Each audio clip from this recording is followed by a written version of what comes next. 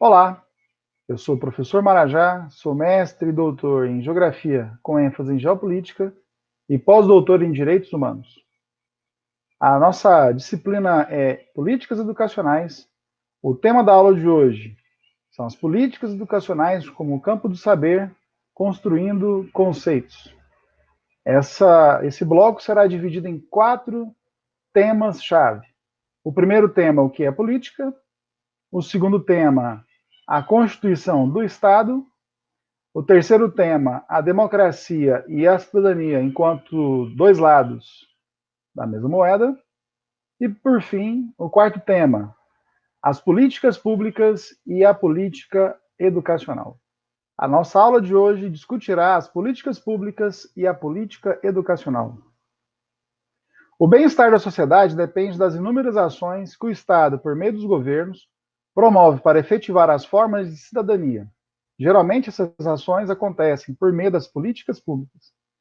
Nos séculos XVIII e XIX, época da Constituição dos Estados Nacionais, verifica-se a grande importância de investir-se em segurança pública e também na fortificação dos exércitos, pois era necessário estar de prontidão em caso de invasão externa ou ameaça às suas fronteiras. Pode-se então resumir política pública como o campo do conhecimento que busca, ao mesmo tempo, colocar o governo em ação e ou analisar essa ação e, quando necessário, propor mudanças no rumo ou no curso dessas ações.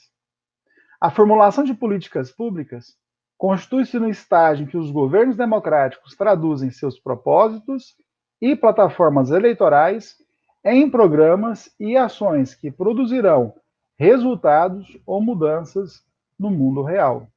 E onde entra a educação aqui?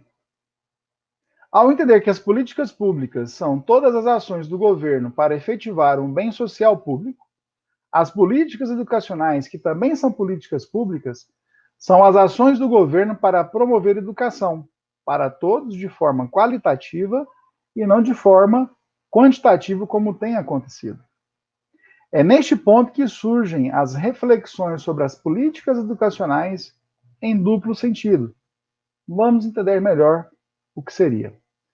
Ao mesmo tempo em que devem ser uma análise crítica da tensão entre política e educação, devem, por conseguinte, ser uma análise crítica de como a política modifica a educação e vice-versa. E isso já é uma forma de fazer política. Haja vista que, ao analisar, ambos os termos estão subjacentes nessas análises das concepções defendidas pelos diversos grupos sociais. É nesse ponto que surgem as reflexões sobre as políticas educacionais em duplo sentido, ao mesmo tempo que devem ser uma análise crítica da tensão entre política e educação, devem, por conseguinte, ser uma análise crítica de como a política modifica a educação e vice-versa. Ou seja, será que é interesse dos representantes do Estado que a nossa educação seja boa? Ou será que existem interesses de pessoas que compõem o Estado de que a educação não seja adequada? Talvez seja interessante nós fazermos uma pesquisa sobre o valor médio do salário dos professores no Brasil, vamos pegar como referência da rede pública, e de outros poderes, ou de outros órgãos. E aí, de repente, nós podemos verificar em que patamar essa qualidade educacional ela está sendo valorizada do ponto de vista da sua justa remuneração em relação a outro. Bom, para as políticas educacionais, se faz necessário um movimento duplo, uma vez que se pode partir da escola enquanto lugar privilegiado da ação do Estado no campo educacional, ou pode partir de toda a ação governamental, seja na esfera federal, por meio das orientações do Ministério da Educação e Cultura, que é o nosso MEC, seja na esfera dos estados, com as secretarias estaduais de educação, ou ainda em nível municipal, com os secretários municipais de educação, né, por meio das chamadas resoluções, por meio das emendas das secretarias e ainda dos conselhos estaduais e municipais de educação. Uma vez que a ação do governo é e tem sido determinante na consolidação e modificação da realidade educacional brasileira.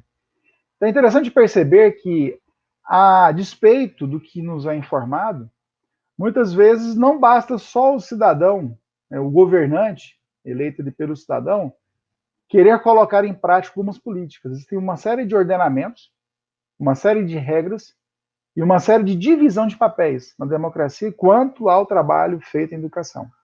Nós temos, por exemplo, do MEC, diversos conselhos federais, né, que trabalham sobre a educação, nos estados também, os conselhos estaduais, e no nível de município também. Então, a atuação política não diz respeito apenas à eleição do político que aí está exercendo o seu cargo, mas também a interação da sociedade com as pessoas que compõem esses órgãos, que vão discutir e elaborar as regras, para que aí sim nós tenhamos condições de modificar de forma positiva tudo aquilo que for necessário para uma excelente educação no nosso país. Ao estudar as políticas educacionais, não devemos nos prender apenas nos estudos das leis, como é o caso, por exemplo, da nossa LDB, que é a Lei 9394 de 1996, né? E as leis correlacionadas e complementares. Mesmo as considerando fundamentais nesse estudo, mas acima de tudo o que está em jogo é o entendimento do projeto educacional proposto pelo Estado, que deve ser minuciosamente observado, uma vez que determina todo o fazer educacional. Então, se nós observarmos historicamente no Brasil, a educação nem sempre foi para todos.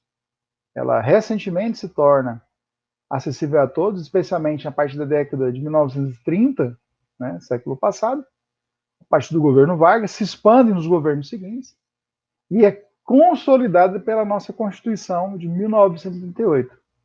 Mas é fruto de uma luta histórica. Né? Já houve períodos no Brasil, por exemplo, que não era alfabetizado e sequer poderia votar. Então vejam como é que existe uma íntima relação entre educação, as políticas educacionais, né, e as políticas públicas. Por isso, estudar as políticas educacionais implica analisar esse contexto no qual nos encontramos, entender como ocorre esse acesso e permanência das pessoas na educação, seja como estudante ou como profissional da educação, tanto o docente quanto as pessoas que trabalham nos bastidores da parte administrativa, né, os servidores da educação, as diferenças entre a educação pública e a educação privada, e, inclusive, como a educação pretende ser um meio eficaz de consciência política e de formação cidadã. Ou seja, mais do que ensinar ciência no sentido de regras, no sentido de conteúdos e no sentido de habilidades profissionais, a educação também ela deve formar um cidadão crítico, criativo e reflexivo, pronto a atuar e exigir os seus direitos, seus deveres e contribuir de forma significativa e decisiva para que haja uma evolução social. As políticas públicas, e dentre elas a política educacional, está condicionada ao contexto histórico, como já dissemos, em que se encontra. E aí, relembrando, né? No Brasil, as leis, diretrizes e bases da educação nacional são as seguintes. Nós tivemos a 4.024, de 20 de dezembro de 1961. Tivemos mais tarde a Lei 5.692, de 11 de agosto de 71. E, por fim, a Lei 9394, de 20 de dezembro de 1996, que é a atual LDB. E que, diga-se de passagem, foi essa última legislação que determinou com que todos os professores sejam licenciados nas áreas para as quais eles foram formados a fim de exercer o seu saber docente, a sua profissão. Então, antes dessa lei, você não tinha obrigação de ter, por exemplo, um matemático dando aula de matemática, ou um historiador dando aula de história, ou um biólogo dando aula de biologia ou ciências. Você poderia ter alguém a título precário e poderia exercer aquilo ali de acordo com as características, né, daquele município ou cidade, enfim.